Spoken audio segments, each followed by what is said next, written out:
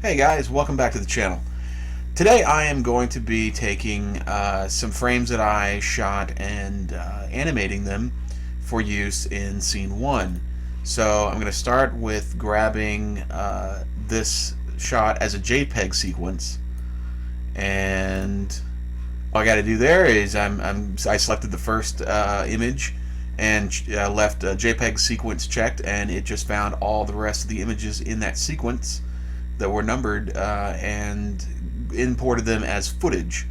So what that means is that it's going to play as a piece of footage animated, as opposed to importing a whole bunch of individual images. So the first thing I'm going to do is I'm going to take that image and I'm going to drag it down here to New Comp, and that's going to automatically create a comp that is sized and adjusted for length to fit my animation. Okay, so what I've done here is I have taken this log and I've moved it, and as I was moving it, I was constantly shooting photos. So I sort of created a really messy stop motion animation of the log by simply moving the log and snapping new photos as I was going, kind of using gravity a bit to help me along. Okay, so what I need to do is I need to first get back to the beginning of this comp and isolate this log. So I'm going to hit G, and that's going to give me my my pen tool to go through and roto out this log, and I'm just going to come in and click all the little spots that I need to draw around this log. I'm not being super careful, as you can see. Probably want to be a little more careful than I'm being now, in fact. And actually, I'm going to adjust my my method a bit because, and this is important, I really need to make sure that I get this shadow in as well, because that is going to become important. Grabbing this moving shadow around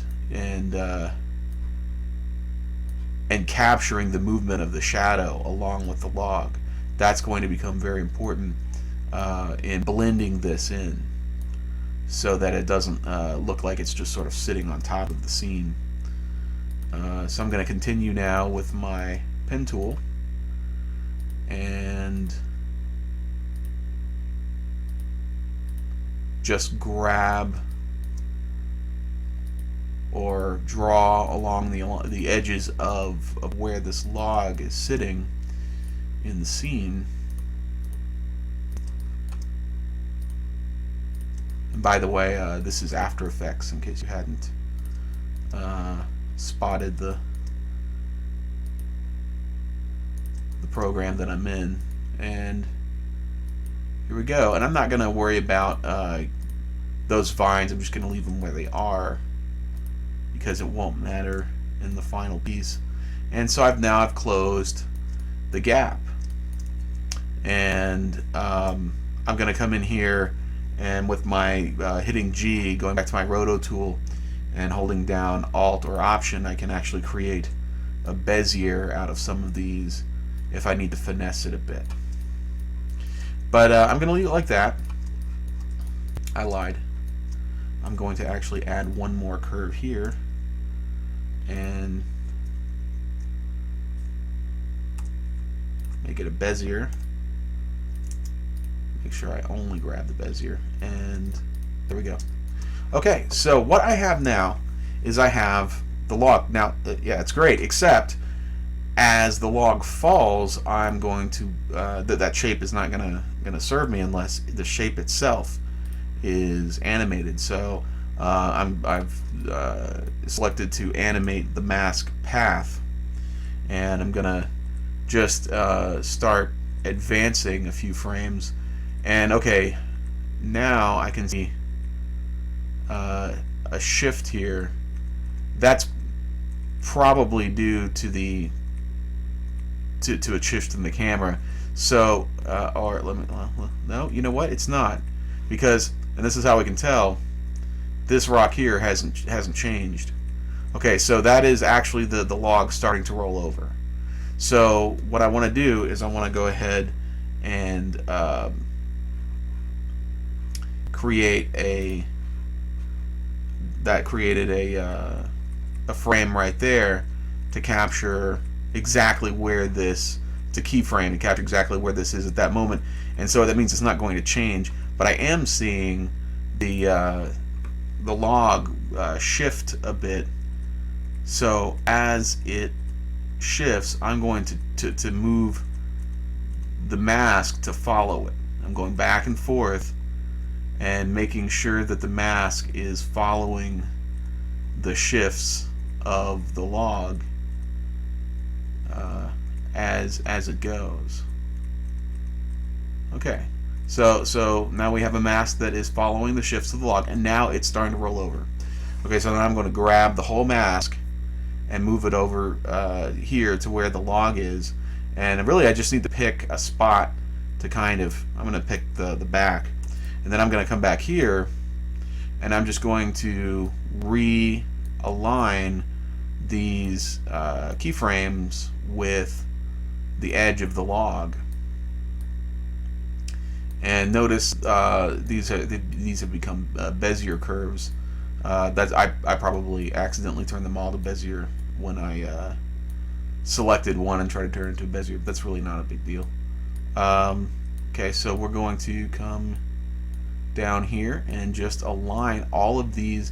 And notice I'm trying to kind of not just align them, but keep them in the same basic vicinity that they were in when I created them, so that I don't end up with a bunch of my my vector points here bunched up in one area while I have, you know, a long stretch of log with no vector points.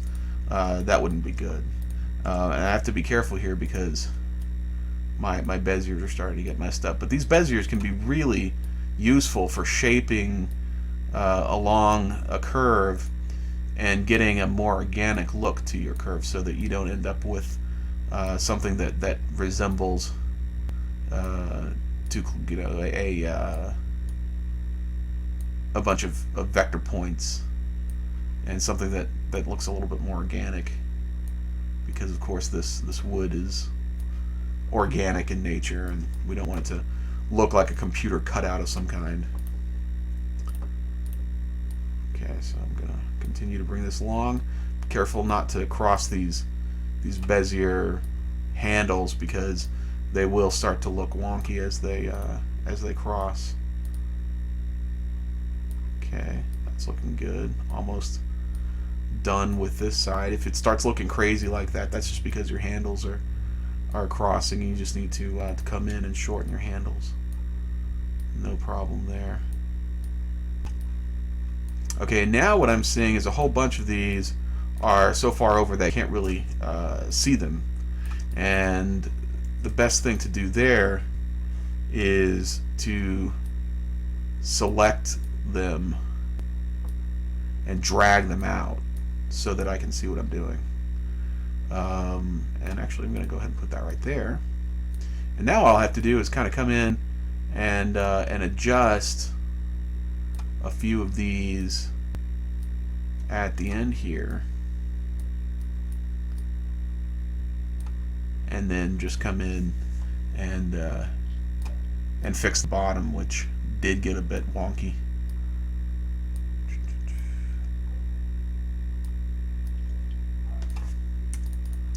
And it seems kind of crazy, and you might actually be tempted to just come in and select out this whole thing and just do it frame by frame, and just select you know, and cut out the log individually frame by frame. Well, resist that temptation, because what you're going to do if you do that, what you're going to end up with is a something that well, your edges are going to jitter a lot. You know, you're not going to be able to maintain the look of this. Now, and there we go. And remember, this doesn't have to be perfect because we're going to adjust this edge and fuzz it out a bit later. But what we want is we want this shape to follow this log as it starts rolling and tumbling. And what it's done is it's kind of shifted over, and then it's going to you'll see here it's going to start to roll and tumble over. So, and that's the shape we really want. So what I'm going to do is for each one of these frames, I'm going to advance and move these to match and follow it completely the way it is, the way it's being followed here in these frames. And when I'm done, what I'll have is a completely cut out animated log moving around, and it's going to let me it's going to give me something that I can render and use as a series of images to animate over the top of the background. And this technique lets me use masking and animated masking to pull out those images in a much more efficient and less jittery way than simply going in and cutting this log out separately for each shot, which on big drastic moves it wouldn't be so jittery, but on moves like this where you can see very gradual movement, you would have a very hard time cutting those out, just cutting them out in Photoshop without seeing some serious weird edge jitter. And what I'm going to get instead is I'm going to get a very controllable animation. So that's me starting to edit this. And you know, as I put in the description here, this is a bit of a spoiler. It's going to show you that there is in fact a log that's going to roll over and fall down. So and I will continue to label anything that is a spoiler, so that if you're interested in the making of the game, but you don't want to spoil the gameplay too much, you'll be safe. In any case, I will be back soon with another update on how this is going. Thanks.